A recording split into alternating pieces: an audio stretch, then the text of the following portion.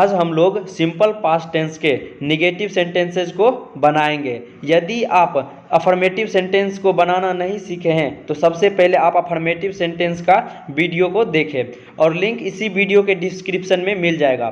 तो सबसे पहले आप अफर्मेटिव सेंटेंस का वीडियो देखो, फिर आप समझ पाओगे निगेटिव सेंटेंस। ठीक है, जैसे यहाँ पे कुछ एग्जाम्पल लिखा है, हम लोग वहाँ नहीं गए, मैंने पत्र नहीं लिखा, सीता ने कलम नहीं खरीदी, उसने मुझे पुस्तक नहीं दी। तो सबसे पहले सिंपल पास्ट टेंस के निगेटिव सेंटेंस का स्ट्रक्चर देखते हैं। ठीक है, तो इसका स्ट्रक्चर कहता है सबसे पहले सब्जेक्ट, उसके बाद डिड, उसके बाद नोट, फिर वर्ब का फर्स्ट फॉर्म लिखना है, उसके बाद ऑब्जेक्ट लिखना है, ऑब्जेक्ट है तो। ठीक है, और इसका पहचान होता है ता था या ती थी या ते थे या लास्ट में आ का आवाज आए, ई का आवाज आए, ए का आवाज आए। समझे? तो आइए कुछ एग्जांपल लेते हैं। तो जैसे यहाँ पे लिखा है हम लोग वहाँ नहीं गए, तो पहचान इसका देखो, सबसे पहले लास्ट में क्या आवाज आ रहा है? ए का आवाज आ रहा है, तो ये है सिंपल पास्ट टेंस। ठीक है, तो हम लोग इसे अपना स्ट्रक्चर के अनुसार बनाएंगे। तो सबसे पहले लिखेंगे सब्जेक्ट, तो सब्जेक्ट है हम लोग, तो हम लोग का इंग्लिश वी, उसके बाद डिड नोट लिख देंगे स्ट्रक्चर के अनुसार, उसके बाद वर्ब का फर्स्ट फॉर्म, तो जाना की इंग्लिश गो होता है तो गो लिख देंगे। ठीक है, उसके बाद लास्ट में ऑब्जेक्ट है वहाँ, तो वहाँ की इंग्लिश देयर लिख देंगे। अगर हम लोग का ये अफर्मेटिव सेंटेंस रहता तो हम लोग गो के जगह पे वेंट लिखते, वर्ब टू लिखते, लेकिन निगेटिव सेंटेंस में डिड नोट के बाद वर्ब वन लगता है। समझे? तो वहाँ पे गो आ जाएगा। ठीक है, तो हम लोग का सेंटेंस बन गया we did not go there, हम लोग वहाँ नहीं गए। तो आप लोग को थोड़ा सा कंफ्यूज हो रहे होंगे कि यहाँ पे गो के बाद टू क्यों नहीं लगा।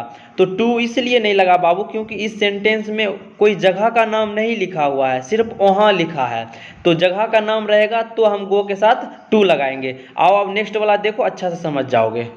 जैसे यहाँ पे लिखा है तुम पटना नहीं गए। ठीक है, तो इसको भी हम लोग स्ट्रक्चर के अनुसार सबसे पहले सब्जेक्ट लिखेंगे। सब्जेक्ट हो जाएगा तुम, तो तुम का इंग्लिश यू, उसके बाद स्ट्रक्चर के अनुसार डिड नोट लिख देंगे। ठीक है, उसके बाद वर्ब का फर्स्ट फॉर्म, तो यहाँ पे जाना का गो हो जाएगा। ठीक है, उसके बाद जगह का नाम क्या है? पटना। ठीक है बाबू, तो इसीलिए यहाँ पे टू आएगा, गो के बाद टू आएगा, तो you did not go to Patna. समझ रहे हो?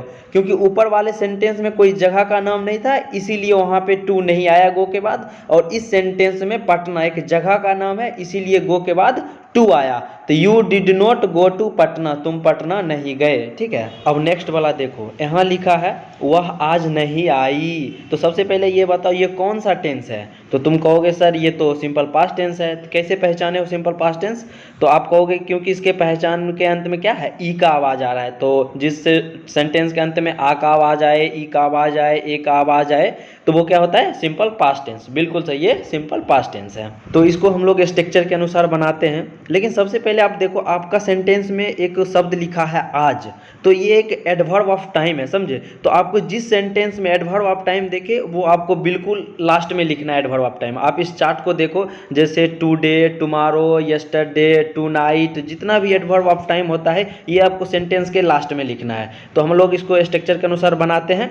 तो सबसे पहले लिखना है सब्जेक्ट। ठीक है, तो हम लोग का सब्जेक्ट है वह, तो वह का इंग्लिश सी हो जाएगा। उसके बाद स्ट्रक्चर के अनुसार डिड नॉट लिख देना, उसके बाद वर्ब का फर्स्ट फॉर्म लिख देना, आई मतलब आना, तो उसका कम लिख देंगे। ठीक है, अगर जी अफर्मेटिव रहता तो केम हो जाता। ठीक है, और लास्ट में आपको टुडे लिख देना है क्योंकि एडवर्ब ऑफ टाइम हमेशा सेंटेंस के लास्ट में ही आता है। तो हम लोग का सेंटेंस बन गया सी डिड नॉट कम टुडे। ठीक है, अब एक एग्जाम्पल और लेते हैं, कहानी खत्म। यहाँ पे लिखा है राकेश ने कल पत्र नहीं लिखा, तो इसमें भी आपको एक शब्द दिख रहा होगा कल, ये भी एडवर्ब ऑफ टाइम है। तो एडवर्ब ऑफ टाइम को आपको सेंटेंस के लास्ट में एंड में लिख देना है। ठीक है, तो स्ट्रक्चर के अनुसार बनाते हैं। सबसे पहले सब्जेक्ट, तो राकेश लिख देंगे, और ये भी एक निगेटिव सेंटेंस है, नहीं लिखा हुआ है, तो इसमें भी डिड नॉट लिख देंगे स्ट्रक्चर के अनुसार। उसके बाद वर्ब का फर्स्ट फॉर्म लिखना है, तो इसका राइट हो जाएगा, तो राकेश डिड नॉट राइट। उसके बाद इसमें ऑब्जेक्ट है पत्र, तो अ लेटर लिख देंगे, तो Rakesh did not write a letter. उसके बाद कल का इंग्लिश यस्टरडे, अगर जो बीता हुआ कल है तो यस्टरडे, आने वाला कल का इंग्लिश टुमारो होता है। ठीक है, तो Rakesh did not write a letter yesterday. और अब आपके लिए कुछ यू वर्क दिए हैं बनाने के लिए, इसे कमेंट में अच्छा से बनाइए। और आप 5 नंबर सेंटेंस को देखिए, वहाँ पे लिखा है मनीष पिछले सप्ताह बलिया नहीं गया।